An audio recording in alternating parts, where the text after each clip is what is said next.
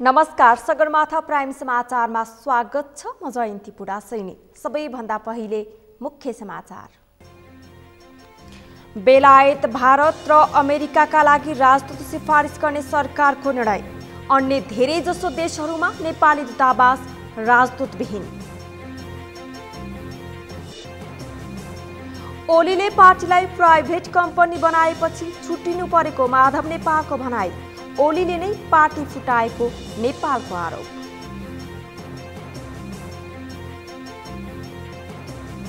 भक्तपुरमा लगाइएको Chinese hybrid धानमा दाना लागेन। भुस र पराल मात्रै उत्पादन, जीविका चलाउन गाह्रो हुने भन्दै किसान चिन्तित।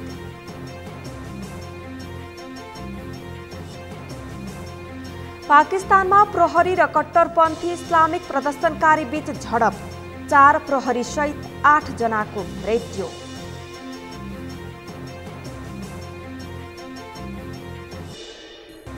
र एएफसी एसियन कप छनौटमा नेपालले आज घरेलु टोली ताजिकिस्तानको सामना गर्दै नेपाल पहिलो जितको खोजीमा।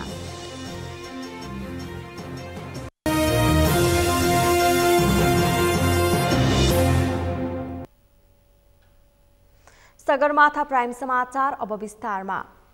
असोज पहिलो साता राजनीतिक नियुक्ति मार्फत राजदूत बनेकाहरूलाई फिर्ता गर्ने निर्णय गरेको सरकारले आज 3 देशका लागि राजदूत नियुक्तिका लागि सिफारिस गरेको छ।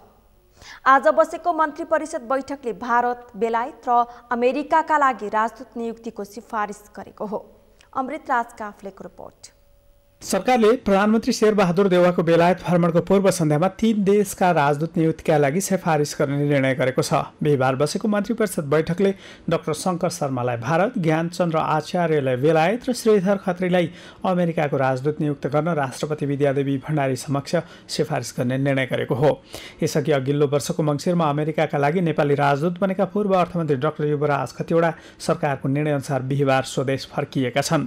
उनीसहित केपी ओली नेतृत्वको यसअघिको सरकारले राजनीतिक रूपमा नियुक्त गरेका सबै राजदूतलाई फिर्ता बोलाउने निर्णय अहिलेको सरकारले गरेको थियो।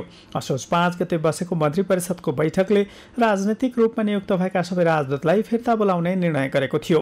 त्यही निर्णयअनुसार विभिन्न देशमा रहेका नेपाली राजदूतहरू फिर्ता हुने क्रम जारी रहेको छ। यसअघि भारत, बङ्गलादेश लगायतका देशमा रहेका नेपाली राजदूतहरू फिर्ता भइसकेका छन्। अन्य देशबाट समेत राजदूत रहेकाहरू फिर्ता हुने क्रम निरन्तर छ। राजदूत फिर्ता गर्ने निर्णय गरेको सरकारले नयाँ राजदूत नियुक्त गर्ने काममा भने ढिलाइ गरिरहेको थियो। भारतका लागि नेपाली राजदूतमा डाक्टर शङ्कर शर्मा, बेलायतका लागि नेपाली राजदूतमा ज्ञानचन्द्र आचार्य र अमेरिकाका लागि नेपाली राजदूतमा प्राध्यापक श्रीधर खत्रीलाई नियुक्तिको लागि सिफारिस गर्ने। प्रधानमन्त्री शेरबहादुर देउवा शुक्रबार बेलायत भ्रमणमा निस्किँदैछन्। त्यसकै पूर्व सन्ध्यामा सरकारले बेलायतका लागि राजदूत नियुक्त गर्ने निर्णय गरेको हो। तर उत्तरी छिमेकी मुलुक चीनका लागि भने राजदूत नियुक्त गर्न सरकारले सकेको छैन। राजदूत नियुक्त गरेको छैन। राजदूत नियुक्त नहुँदा कूटनीतिक सम्बन्धमा समेत असर पुग्न सक्ने कतिपयले बताउँदै आएका छन्। सरकार परिवर्तन भएपछि राजदूत फिर्ता गर्ने प्रचलन रहेको छ। सरकारले अहिले आएर राजदूत सिफारिस गरेको भए पनि अब नियुक्ति भएपछि संसदीय सुनवाईको प्रक्रिया सकिएर मात्रै राजदूतले सम्बन्धित देशमा गएर काम सुरु गर्नेछन्। सगरमाथा टेलिभिजनका लागि क्यामेरामा के सत्यमिल सिन्हाका साथमा अमृतराज काफ्ले, काठमाडौँ। प्रमुख प्रतिपक्षी दल नेकपा एमाले आज पनि प्रतिनिधि सभाको बैठकमा अवरोध गरेको छ। आज बसेको प्रतिनिधि सभाको बैठकमा प्रमुख प्रतिपक्षी दल नेकपा एमाले विरोधलाई निरन्तरता दिएको हो। बैठकमा एमालेको अवरोधका बीच प्रधानमन्त्री शेरबहादुर देउवाका तर्फबाट कानुन, न्याय तथा संसदीय मामिला मन्त्री दिलेन्द्र प्रसाद बटुले नेपालको संविधानको धारा 294 बमोजिम राष्ट्रिय दलित आयोगको वार्षिक प्रतिवेदन आर्थिक वर्ष 2077-78 पेश गर्नुभयो। त्यस्तै प्रतिनिधि सभा नियमावली 2075 को नियम 210 को उपनियम 4 बमोजिम विविध कारणले लगातार 10 वा सोभन्दा बढी बैठकमा उपस्थित हुन नसकेका 3 सांसद झलनाथ खनाल, कर्मा घले र प्रदीप गिरीको अनुपस्थितिको सूचनालाई सभाले स्वीकृत जनाएको छ। प्रतिनिधि सभाको अर्को बैठक 2078 कार्तिक 29 गते सोमबार दिउँसो 1 बजे बस्नेछ।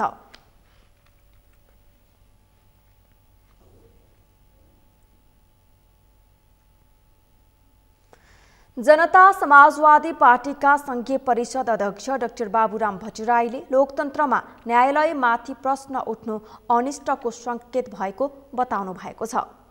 आज प्रतिनिधि सभाको बैठकपछि सञ्चारकर्मीसँग कुरा गर्दै अध्यक्ष भट्टराईले यस्तो बताउनु भएको हो।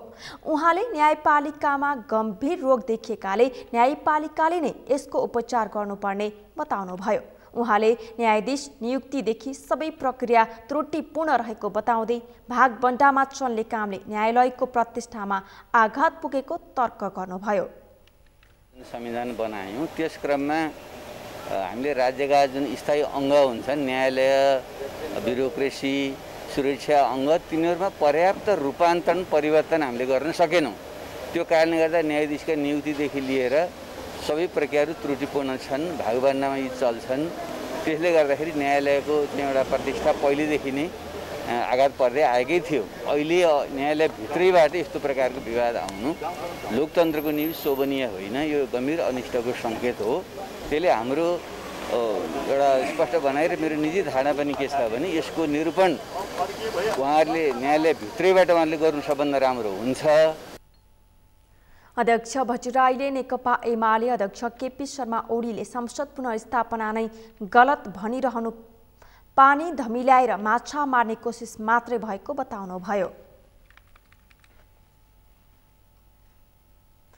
सत्तारूढ दल नेपाली कांग्रेसका सांसद मीन विश्वकर्माले न्यायपालिकाको समस्या समाधान न्यायपालिकाभित्रबाटै हुनुपर्ने बताउनु भएको छ।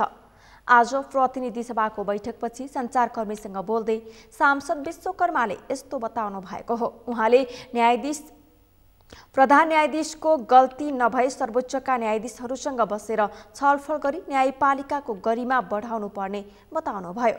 सांसद विश्वकर्माले सरकारी कार्यालयमा हाकिम मन नपरेर आन्दोलन गरेको जस्तो न्यायाधीशहरूले गर्न नहुने तर्क गर्नुभयो।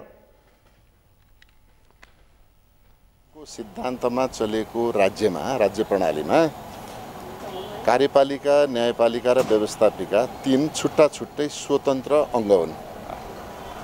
व्यवस्थापिका राजनैतिक वाद विवाद गर्ने थलद हो, त्यसबाट निस्केको निष्कर्षलाई कार्यान्वयन गर्ने कार्यपालिका हो भने न्यायपालिका चाहिँ कार्यपालिका र व्यवस्थापिकाका बीचमा भएको द्वन्द्वलाई समेत निवारण गर्ने तटस्थ, निष्पक्ष र प्रतिष्ठित निकाय अथवा अङ्ग भएको हुनाले त्यो अङ्गभित्र रहेका व्यक्तिहरूका बारेमा उनीहरूको आचरण, व्यवहार, कार्यशैली, भूमिकाका बारेमा बाहिर आम जनताका बीचमा प्रश्न उठ्यो र त्यो प्रश्न फैलिँदै गएर अब कानुनविदहरूका बीचमा, राजनीतिक विश्लेषकहरूका बीचमा। नेपाली कांग्रेसका सांसद अमरेश कुमार सिंहले हरेक राजनीतिक दलको नेतृत्वको असक्षमताका कारण देश अघि बढ्न नसकेको बताउनुभयो। उहाँले एउटै व्यक्ति पार्टीको लगातार नेतृत्वमा बसिरहनाले देशले 30 वर्षमा पनि गति लिन नसकेको बताउनुभयो। क्षमता प्रदर्शित गरिरहेको छ, किनकि विगत 30 वर्षदेखि यो देश अगाडि नबढ्नुको कारण के भने सेम व्यक्ति, सेम नेतृत्व हरेक पार्टीमा कब्जा गरेर बसेको छ। सेम व्यक्ति उलट पलट गरेर पार्टी अध्यक्ष हुने या प्रधानमन्त्री हुने, त्यसले देश कहीँ पनि पुग्दैन। किनकि तपाईँ अहिले भन्नुहुन्छ अन्त हुँदैछ, आज विगत 2 सालदेखि संसदमा कुनै विधेयक पास हुन सकेका छैन। संसदमा जनताको जनसरोकारको विषयहरू पनि अगाडि बढ्न सकेका छैन, चर्चा हुन सकेका छैन छलफल विषयमा। म तेस्रो कार्यकाल मेरो संसदमा हो, यति कमजोर र निरीह संसद कहिले पनि थिएन। त्यसैगरी नेपाली कांग्रेसका अर्का नेता भीमसेन दास प्रधानले न्यायालयको समस्या न्यायालयबाट निरूपण हुनुपर्ने बताउनुभयो। यो चाहिनेबाट एउटा वर्गीकरण गर्नु भयो भने त्यो उहाँको पनि हैन, अहिलेसम्मको उहाँले काम गरेको त्यो रहिरहने भयो। भोलि महाअभियोग लगाइसकेपछि त त्यसबाट पछि फर्कन सकिँदैन हैन। किन महाअभियोगको बात पनि कस्तो हुन सक्छ भने अब नेपाल बार एसोसिएसन यो संस्था हो, त्यो संस्थाले यो मुद्दा बोकेपछि त्यो फङ्सनल हुँदैन अदालत चाहिँ न्यायालय। तर त्यो चाहिँ अन्य संस्थाहरू जोडिन जाँदाखेरि एक किसिमको आन्दोलन रूप लिन सक्छ। त्यो आउनुभन्दा अगाडि चाहिँ सोचले उहाँले होइन सबैको उहाँको सहकर्मी साथीसँग सल्लाह गरेर एउटा निकास दियो भने त्यो उहाँको लागि उपयुक्त नै वातावरण बन्न सक्छ। प्रधान न्यायाधीशको राजीनामा माग्छौँ तर भाग दिने प्रधानमन्त्रीको माग्दैनौँ। प्रधानमन्त्री पनि त त्यत्तिकै दोषी भयो नि। यो होइन, अहिले इस्यु प्रधानमन्त्रीको कुरा आएको होइन नि, अनि कहीँमा त्यो कुरा उठेको छैन। तपाईँले सोध्नुभयो होइन, होइन। अब त्यो कुरा त गर्वको कुरा भने अहिले त के भने प्रधान न्यायाधीशको चाहिँ जुन काम चाहिँ उहाँले दिएको चाहिँ कामको त अधिकारहरूको उहाँले चाहिँ त्यो सीमा नाग्नु हो, त्यसको मात्र इस्यु उठिरहेको नि, परमादेश पनि होइन त्यो पनि के भने होइन। अब जस्तै डलरको भागभन्दा थियो नि होइन, तर अहिले त पहिलो पटक चाहिँ नै सामान्य प्रधान न्यायाधीश आफैले पनि भाग खोज्यो भन्ने कुरा त त्यो त न्यायालयले प्रभावित गर्ने काम त गर्नु भन्नु हाल्यो भनेपछि सेटिङमा जाँदाखेरि त त्यो न्यायालयबाट न्याय त पाउँदैन। त्यो कुरा त गर्वको कुरा हो वा होइन भन्ने कुरा सत्य थाहा पाउन सक्यो, तर बाहिर त उहाँले दियो भने कुरा आयो नि होइन। हाम्रो सामान्य प्रधानमन्त्रीजीले त के भने जुन गजेन्द्र हमाल कुराहरू आयो होइन, त्यो पार्टीको बोनाफाइड क्याडर हो होइन, उहाँ त अब जिल्ला सार भइसकेको मान्छे हो। अब त्यसलाई चाहिँ पुष्टि गर्नलाई त के भने होइन, उहाँ त पार्टीको क्याडर हो नि होइन। अब त्यसमा चाहिँ नि अलिकति अब त्यो कुराहरू गर्वको कुरा। सांसद प्रधानले प्रधान न्यायाधीशले सो विवेकले निकास दिनुपर्ने बताउनुभयो।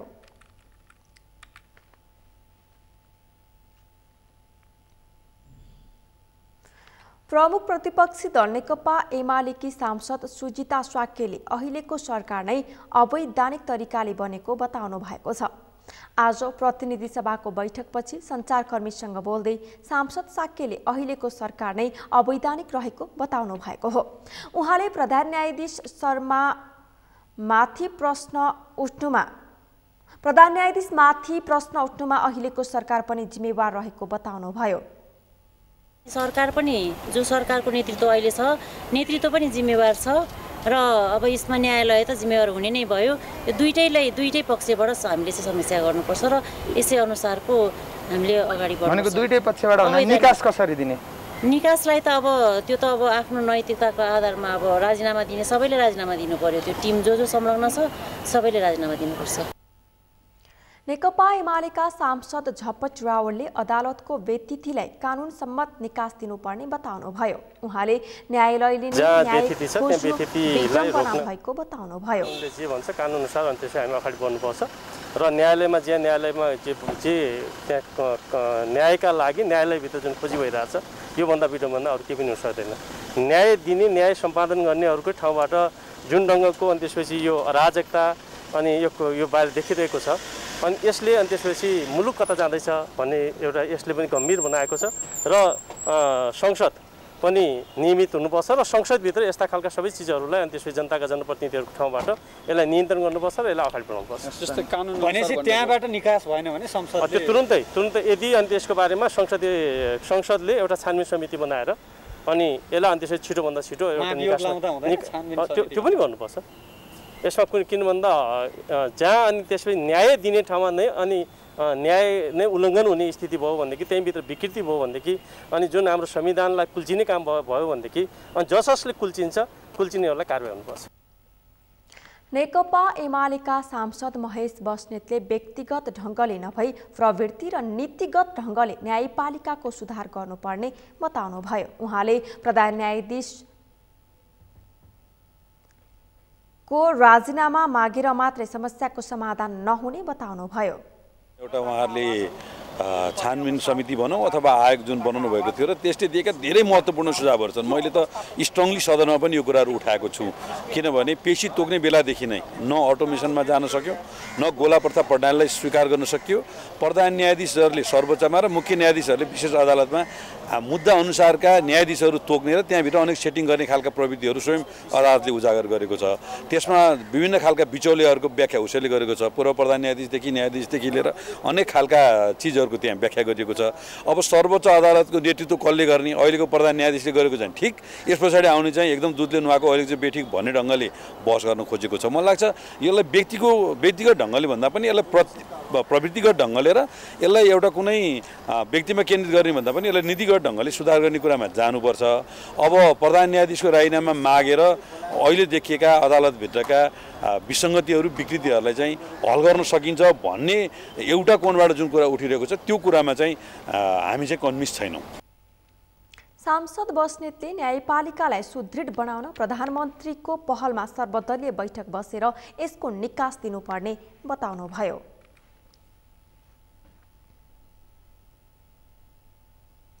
नेकपा एकीकृत समाजवादीका अध्यक्ष माधव नेपालले तत्काल प्रतिनिधि सभा निर्वाचन असम्भव रहेको र पूर्ण कार्यकालपछि गठबन्धन गर्दै निर्वाचनमा जाने बताएका छन्।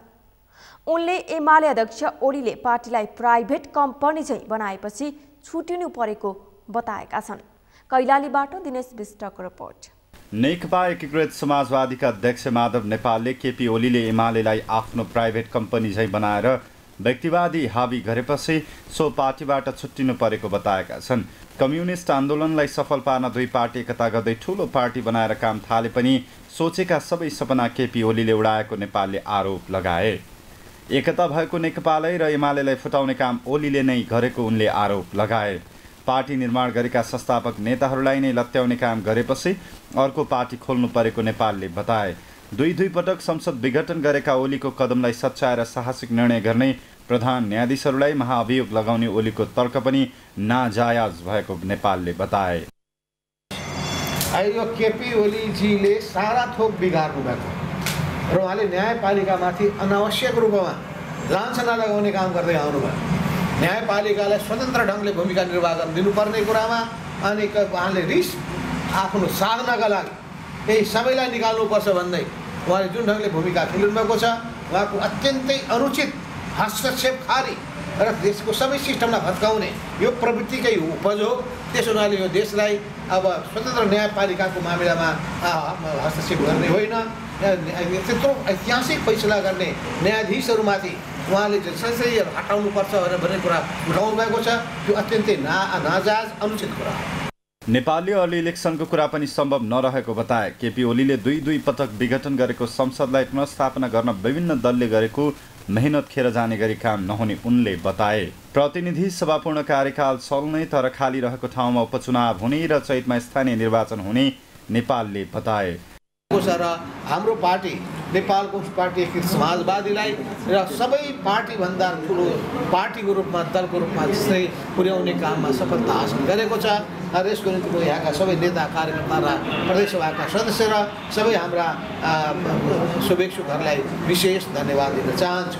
र भर्खरै म अहिले सर्लाही जिल्ला भनेको 2 नम्बर प्रदेशबाट आउँदैछु र 2 नम्बर प्रदेशमा पनि हाम्रो दल सबै केपी ओलीको दललाई पछाडि पारेर त्योभन्दा ठुलो दलको रूपमा हामी स्थापित भएका छौँ र छिटै हामी त्यहाँ सरकारमा पनि सहभागी हुन गइरहेका छौँ। हाल रहेको 5 दलीय गठबन्धनले चुनावसम्मै गठबन्धन कायम राख्ने नेपालले बताएका छन्। आगामी निर्वाचनमा समेत गठबन्धन गरेर निर्वाचनमा लड्ने नेपालको भनाइ थियो। आफ्नो पार्टीले कसैसँग एकता नगर्ने तर चुनावी गठबन्धन गरेर केपी ओलीलाई पछार्ने नेपालको भनाइ छ। होइन के एमाले एक्लै गर्यो हिजो? त्यो बेलामा त्यत्रो फुर्ती फार्ती भएकोले चाहिँ प्रचण्डसँग चुनावी एकता गरेको होइन?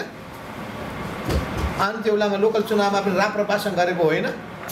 के गफ हान्ने त्यो नेकपा एमाले नामको केपी ओलीको प्राइभेट कम्पनीको बारेमा?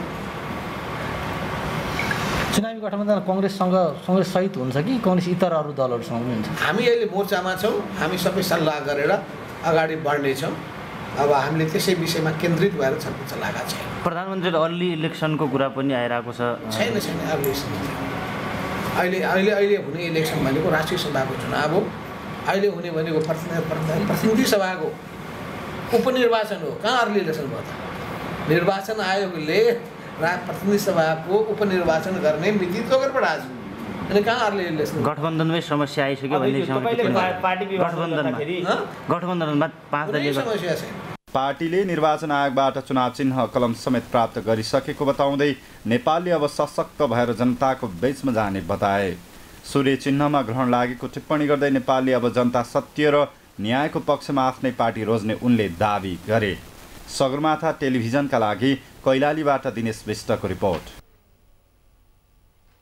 बागमती प्रदेशका नवनियुक्त मुख्यमन्त्री राजेन्द्र प्रसाद पाण्डेले पद तथा गोपनीयताको शपथ लिनुभएको छ।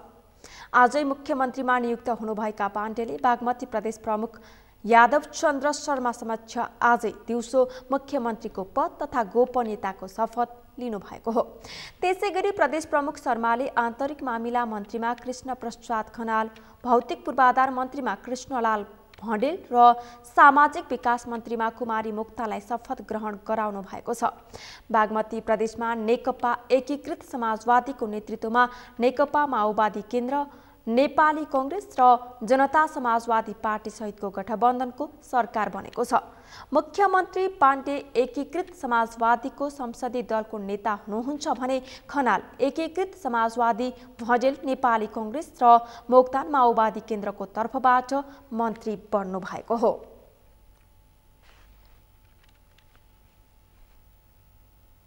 स्पेनिस नेता ब्लान्का मार्टिन डेल्गाडो नेतृत्वको 24 सदस्यीय प्रतिनिधि मण्डल काठमाडौँ आइपुगेको छ। नेपाल भ्रमणको टोलीले विभिन्न राजनीतिक दलका नेता सहितका व्यक्तिसँग भेटवार्ता गर्नेछ। यो टोलीले विभिन्न धार्मिक स्थलको अवलोकन भ्रमण गर्नेछ। अमृत ढकालको रिपोर्ट। स्पेनकी नेत्री ब्लान्का मार्टिन डेल्गाडे 6 दिने नेपाल भ्रमणमा आएकी छन्। डेल्गाडेको नेतृत्वमा 24 सदस्यीय प्रतिनिधि मण्डल बिहिबार काठमाडौँ आइपुगेको हो। बागमती प्रदेशका सभामुख सानुकुमार श्रेष्ठको निमन्त्रणामा स्पेनी सभामुख सहित त्यहाँका पर्यटन मन्त्री, प्रदेश मन्त्री, मेयर, व्यापारी सहितको प्रतिनिधि मण्डल काठमाडौँ आइपुगेको हो। बिहिबार काठमाडौँ आए लगत्तै बालुवाटारमा प्रधानमन्त्री शेरबहादुर देउवासँग भेटवार्ता गरेकी डेल्गाडोले तत्पश्चात ललितपुरको कृष्ण मन्दिर, संग्रहालय, गोल्डेन टेम्पल भ्रमण गरेकी थिइन्। भ्रमणका क्रममा नेपाली सञ्चारकर्मीहरूसँग कुरा गर्दै उनले पहिलो पटक नेपाल भ्रमण गर्न पाउँदा निकै खुसी लागेको बताइन्। Llevo menos de 12 horas y estoy impresionada de la imagen que yo traía. Desde que he visto el Everest en el avión hasta ahora mismo que acabo de llegar aquí es algo bastante difícil de describir. Son muchas emociones juntas. स्पेनी प्रतिनिधि मण्डलले राजनीतिक भेटवार्तासँगै धार्मिक तथा पर्यटकीय क्षेत्रको पनि अवलोकन भ्रमण गर्नेछ। उहाँ जुन क्षेत्रको प्रतिनिधित्व गर्नुहुन्छ त्यहाँ चाहिँ यहाँको एउटा संस्थाले एउटा प्रोजेक्ट तयार गर्दैछ लुम्बिनी गार्डन भन्ने। त्यसको लागि चाहिँ गत अप्रिलमा चाहिँ यहाँको मेयर साहबहरू उता जानुभएको थियो। अनि त्यसको चाहिँ आभार प्रकट गर्नलाई र उहाँहरूको निम्ता स्वीकार गर्नलाई चाहिँ अहिले आउनु भएको उहाँहरू। यो टोलीले नेपालको संसदीय अभ्यास पद्धतिबारे छलफल गर्ने र स्पेनमा बन्न लागेको बौद्ध पार्कका विषयमा पनि कुराकानी हुने बागमती प्रदेशका सभामुख सानुकुमार श्रेष्ठले बताए। खास चाहिँ हामीले यहाँको मलाई चाहिँ भिजिटको निम्ति अनि यहाँको मलाई चाहिँ संसद सम्बन्धी यहाँको चाहिँ हामीले यो अभ्यास संसदीय अभ्यास पद्धति सम्बन्धमा चाहिँ यो अन्तर्क्रिया कार्यक्रम छलफल चलाउनुको निम्ति पनि भयो र यहाँको चाहिँ अहिले बोर्डर विशेषतया चाहिँ त्यहाँ स्पेनमा चाहिँ लुम्बिनीमा जस्तै लुम्बिनी गार्डन फाउन्डेसनको संयोजनमा चाहिँ स्पेनमा एउटा चाहिँ लुम्बिनीमा जस्तै गरेर एउटा चाहिँ बुद्धको चाहिँ 170 स्क्वायर किलोमिटरमा चाहिँ बुद्धको चाहिँ यो मलाई चाहिँ यो पार्क बनाउने चाहिँ जुन सोचाइ कन्सेप्ट राखेको छ उहाँहरूले त्यो कुरो राम्रो हुन्छ भन्ने हिसाब किताबले गरेको छ। यसरी हुने विदेशी राष्ट्रका उच्च पदस्थ व्यक्तिको भ्रमणले कोरोना कहरले शिथिल बनेको पर्यटन क्षेत्र चलायमान हुने अपेक्षा गरिएको छ। यो चाहिँ स्पेनिस सभामुखको नेतृत्वमा 24 सदस्यीय एउटा जुन टोली अहिले आइपुग्नु भयो त्यसमा चाहिँ स्पेनको पर्यटन मन्त्री लगायत मेयर साहबहरू हुनुहुन्छ।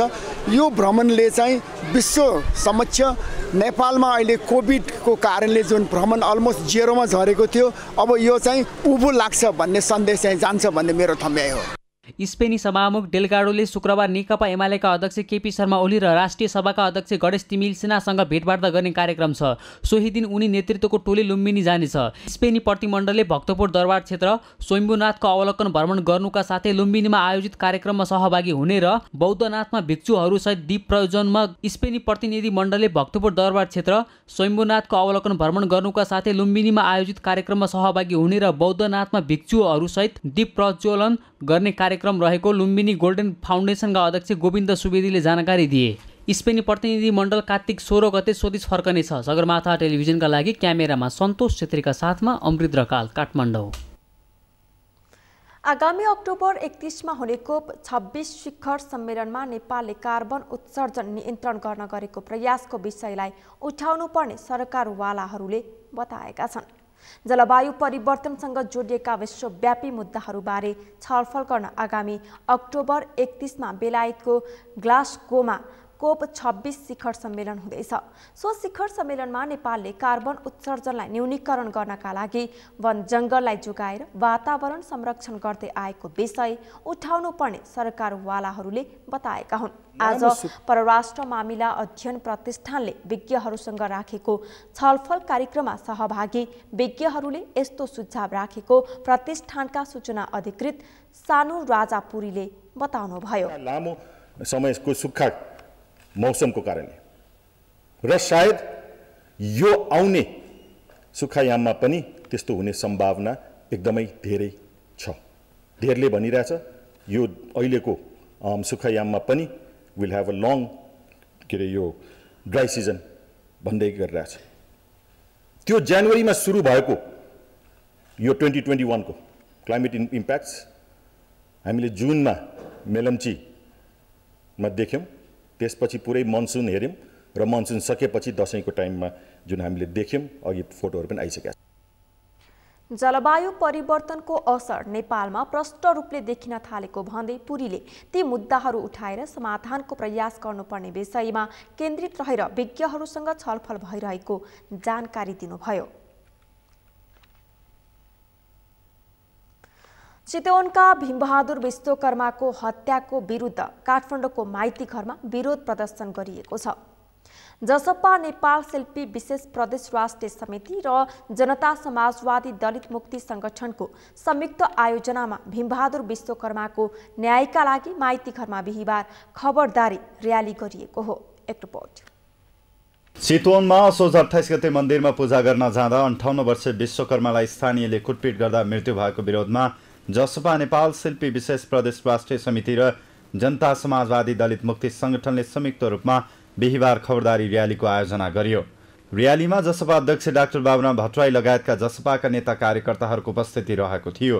र्यालीले सम्बोधन गर्दै जसपाकी नेता कमला हेमचुरीले भीमबहादुर विश्वकर्माको हत्या हिन्दू आतंकवादीहरूले गरेको बताइन्। उनले नेपालमा कुनै पनि प्रकारको आतंकवाद सह्य नहुने भन्दै यस प्रकारका आतंककारीहरूलाई राज्यले संरक्षण गरेको आरोप लगाइन्। विश्वकर्माको हत्यारालाई कारबाही मुक्त गर्न लागि कारण खबरदारी आवश्यक रहेको उनले बताइन्।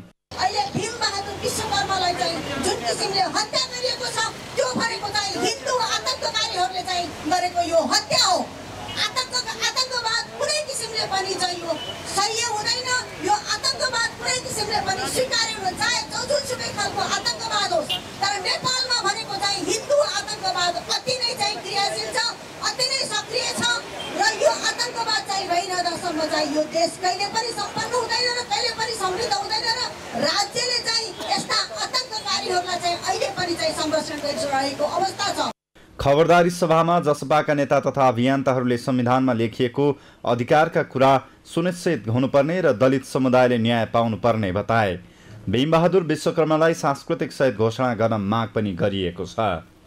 संविधानमा लेखेका जुन त्यो कालो अक्षरले लेखेको पोस्टरमा जुन हाम्रा पनि अधिकारहरू जुन सुनिश्चित गरिनुपर्छ र हामीले पनि न्याय पाउनुपर्छ र हाम्रो पनि न्यायको माग हो भन्ने हिसाबले जुन यो संविधान बनिएको छ, यदि त्यो अनुरूप चाहिँ नै कार्यान्वयन हुन सक्दैन भनेदेखि अब हामी हिसाब किताब गर्नेवाला छौँ। तपाईहरुको पार्टी तपाईहरुको संगठनमा आवाज उठाउँदै म पनि जोरदार माग गर्छु कि भीमबहादुर विकलाई सांस्कृतिक सहित घोषणा गर्नै पर्छ।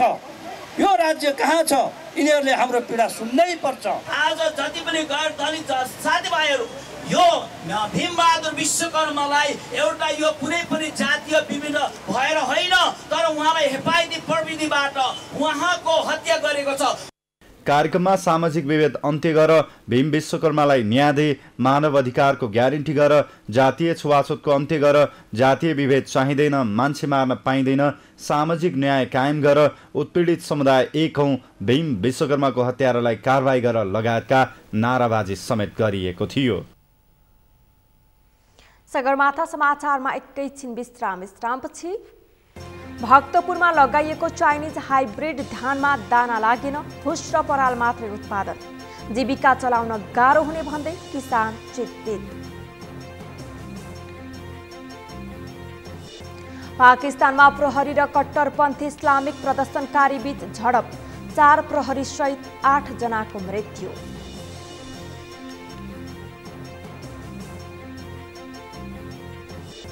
र एएफसी एसियन कप छनौटमा नेपालले आज घरेलु टोली ताजिकिस्तानको सामना गर्दै नेपाल पहिलो जितको खोजीमा।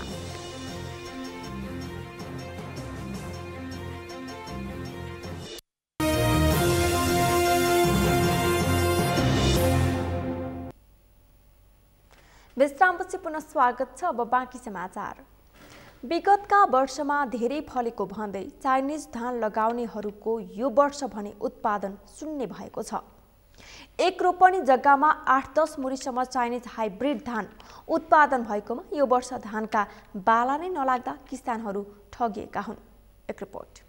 गत साता देशभर बाढी पहिरोले धान बाली नष्ट भएको समाचारले दुखी बनाएको अवस्थामा भक्तपुरका किसानले लगाएको धानको बालीमा दाना नलाग्दा खाद्यान्नको अभाव हुने निश्चित भएको छ। भक्तपुरका किसानले लगाएको धानमा भुस मात्र रहेपछि काठमाडौँको बजारमा धेरै रुचाइएको स्थानीय चामलको अभाव हुने भएको छ भने किसानहरू जीविका नै चलाउन नसक्ने अवस्थामा पुगेका छन्। भक्तपुरको चाङ्गु नारायण सूर्य विनायक नगरपालिकामा अधिकांश किसानले DY 28 धान लगाएको पाइएको छ। चाइनिज धान DY 28 अघिल्लो वर्ष राम्रो फलेको देखेर यो वर्ष पनि DY 28 लगाएका किसान बढी मर्कामा परेका छन्। 7 रोपनी खेतमा पुरै पराल मात्र उत्पादन भएको सुनाउँदै चाङ्गु नारायण नगरपालिका वडा नम्बर 6 नगरकोटका किसान विजय लामा र सावित्री श्रेष्ठले दुःख व्यक्त गरेका छन्। बढी फल्ने धान लगाउन पाए हातमुख जोड्न सजिलो हुन्छ भनेर 7 रोपनीमा लगाएको DY 28 धानको गेडा नै नलाग्दा अब के खाने भन्ने अवस्थामा पुगेको उनीहरूले गुनासो गरे। यो वर्ष भइसक्यो खोइ यसपालि के भयो यस्तै भयो।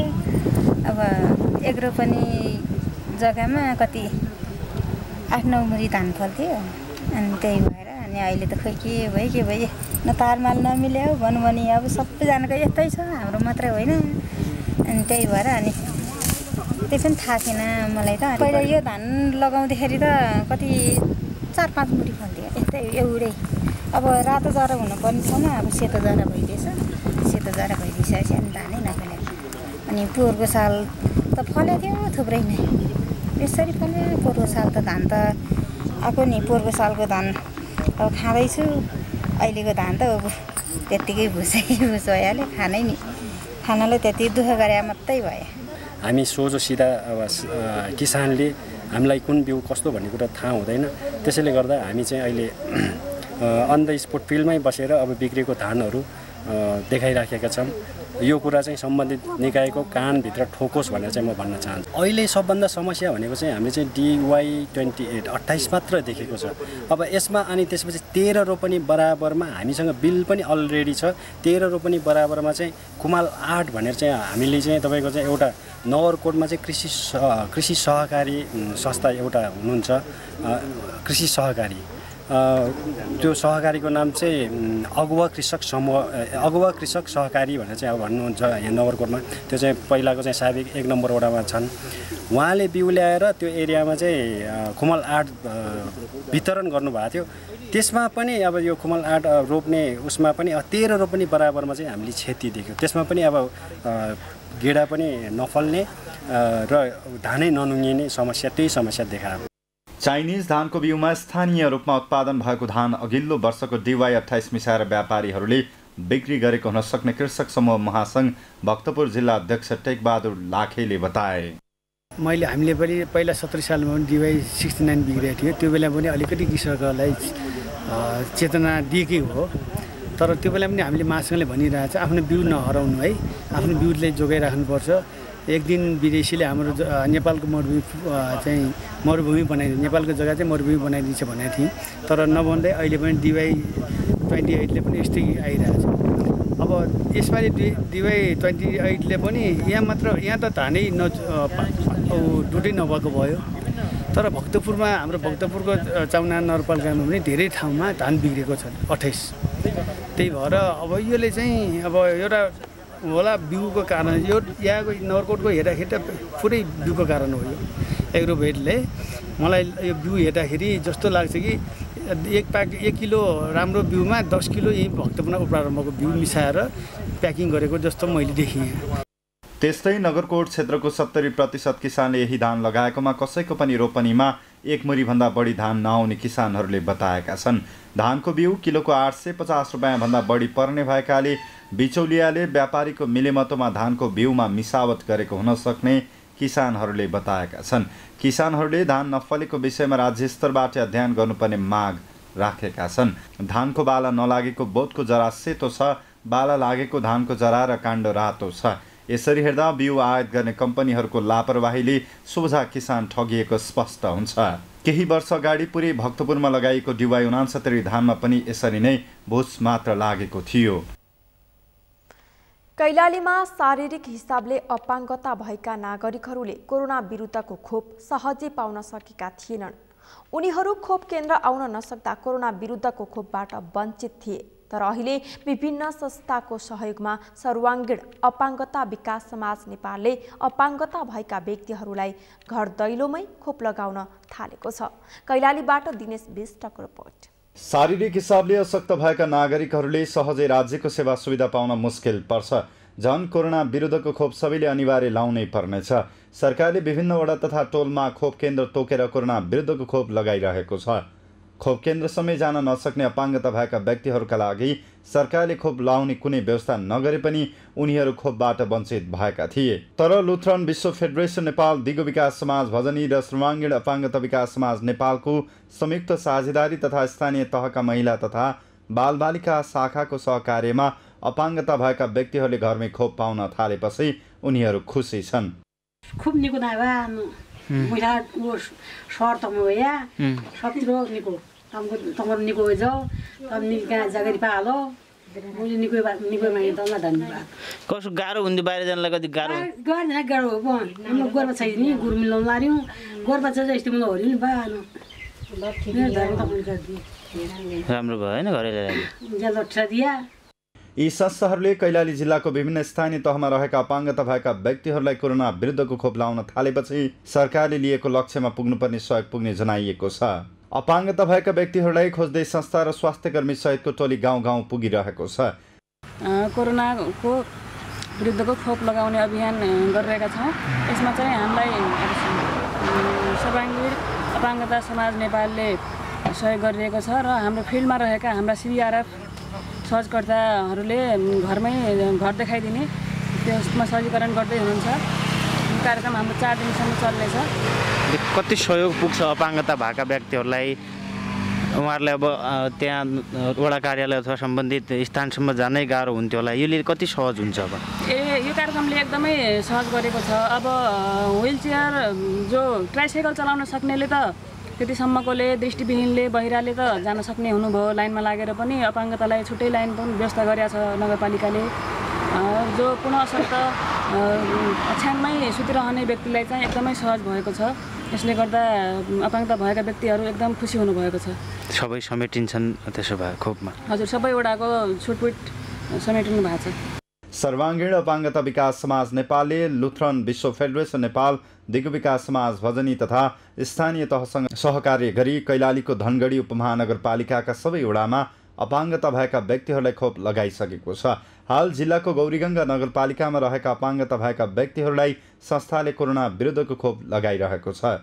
कैलाली जिल्लाको 13 वटै पालिकाको महिला तथा बालबालिका शाखा, स्वास्थ्य शाखासँग समन्वय गरेर हामीले यो कोअर्डिनेट लुथरन वर्ल्ड फेडरेसन र दिगो विकास समाज भजनीसँग सहकार्य गरेर हामीले अहिलेसम्म धनगढी उपमहानगरपालिकामा 235 जनालाई हामीले हाउस होल्ड भिजिट घरमै गएर कोरोना विरुद्धको खोप दिने काम गऱ्यौँ। र दोस्रो चरणमा अहिले हामी चाहिँ यो गौरीगङ्गा नगरपालिकामा घरमै गएर हामीले 4 दिनको यो अभियान राखेका छौँ। 4 दिनमा हामीले प्रत्येक सबै वडामा रहेका प्रत्येक व्यक्तिको घरमै गएर यो कोरोना विरुद्धको खोप चाहिँ घर अपाङ्गता भएका नागरिकहरूलाई घरमै लगाउने अभियानको थाल्ने हामीले गरेका छौँ।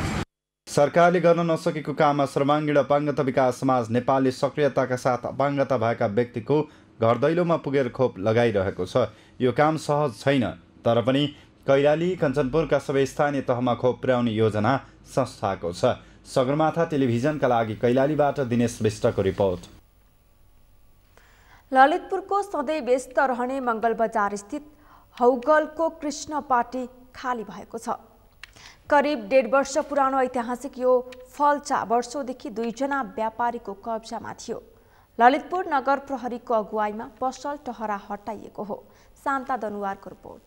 दैनिक ग्राहकको भिड देखिने मङ्गल बजार हौगोलको कृष्ण पार्टी खाली भएको छ। सधैँ रेडिमेड लुगाले ढाकिने पार्टी कार्तिक 9 गतेबाट आफ्नो वास्तविक स्वरूपमा देखिन थालेको छ। मुस्किलले महिनामा एकपटक भजन कीर्तन हुने यो फल्चामा पसल राख्न दिएर केही गुठियारले पैसा समेत उठाउने गरेका थिए। स्थानीयका अनुसार पार्टी रहेको भवनबारे विगतदेखि नै विवाद छ। व्यक्तिको जग्गामा बनाएको पार्टी भएकाले सो पार्टीबारे गुठियार र जग्गा धनी बीच विवाद भएको हो। कुनै समय दैनिक भजन कीर्तन हुने सो पार्टी व्यापारीकरण गरिएपछि त्यसबारे स्थानीय स्तरमा पनि मतभेद छन्। ललितपुर महानगरपालिकाका नगर प्रहरी प्रमुखले सम्पदा क्षेत्रको पार्टी अतिक्रमण गरेर थापिएको पसल हटाउन सुरु गरेको बताउँछन्। फुटपाथका पसल हटाउने अभियान चलाइरहेको नगर प्रहरीले पार्टी पौवा र सार्वजनिक स्थल मिचेर राखिएका पसल पनि हटाउन थालेको बताउँछन्। हामी ललितपुर नगर प्रहरीले 3 दिन भयो भर्खर त्यहाँदेखि हाम्रो ठाउँमा गएर यो पार्टी पौवामा राखेको पार्टीहरूमा पसलहरू राखेको पुरै लुगाइहरू कसैको टन्नाहरू राखेर बेचबिच गरेको पार्टी नदेख्ने गरेर राखेकोले हामीले हटाउने सुरु गरेका छौँ। त्यसबापत त्यहाँको समितिहरूले त्यहाँको क्लबहरू त्यहाँको लोकलहरूले पैसा उठाउनु रहेछ।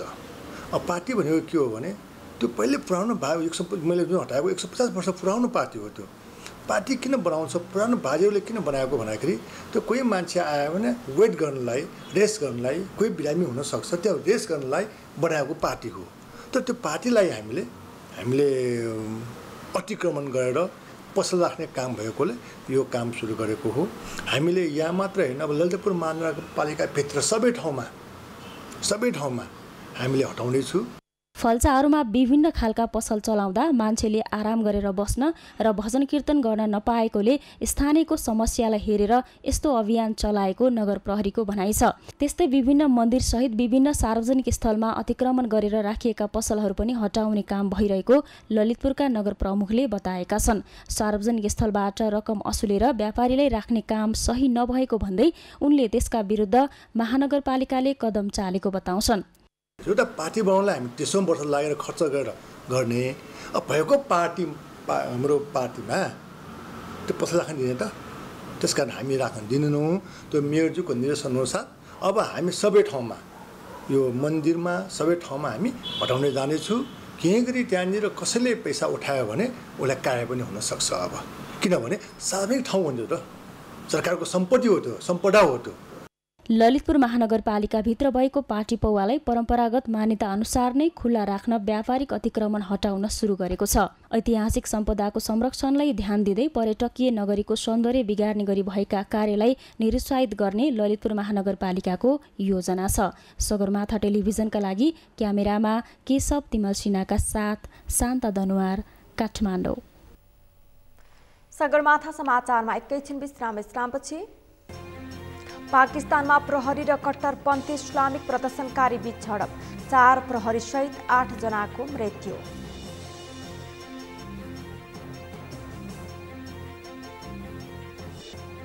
र एएफसी एसियन कप छनौटमा नेपालले आज घरेलु टोली ताजिकिस्तानको सामना गर्दै नेपाल पहिलो जितको खोजीमा।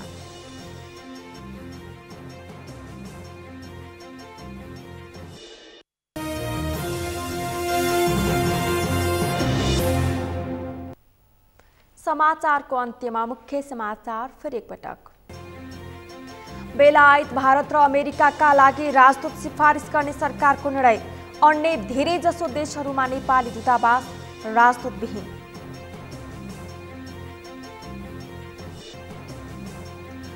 ओलीले पार्टीलाई प्राइभेट कम्पनी बनाएपछि छुट्टिनु परेको माधव नेपालको भनाई, ओलीले नै पार्टी फुटाएको नेपालको आरोप।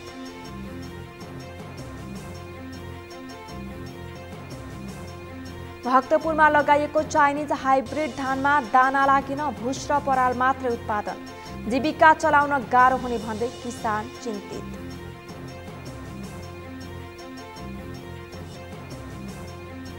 पाकिस्तानमा प्रहरी र कट्टरपन्थी इस्लामिक प्रदर्शनकारी बीच झडप, 4 प्रहरी सहित 8 जनाको मृत्यु।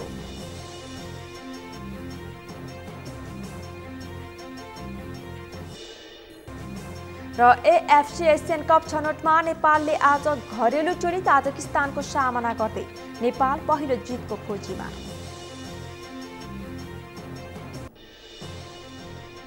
हौस् त सगरमाथा प्राइम समाचार अहिलेलाई सकियो। तपाईँ समाचार बुलेटिनका साथै सगरमाथा टेलिभिजनका सम्पूर्ण कार्यक्रम www.sagarmatha.tv मा पनि पढ्न र हेर्न सक्नुहुनेछ।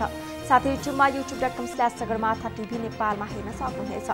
तपाईँ हामीलाई फेसबुकमा पनि facebook.com/stv नेपालमा फलो गर्न सक्नुहुनेछ। समाचारको शिखर, नेपालको गौरव, नेपालको पहिलो न्युज च्यानल सगरमाथा टेलिभिजन हेर्दै गर्नुहोला। नमस्कार।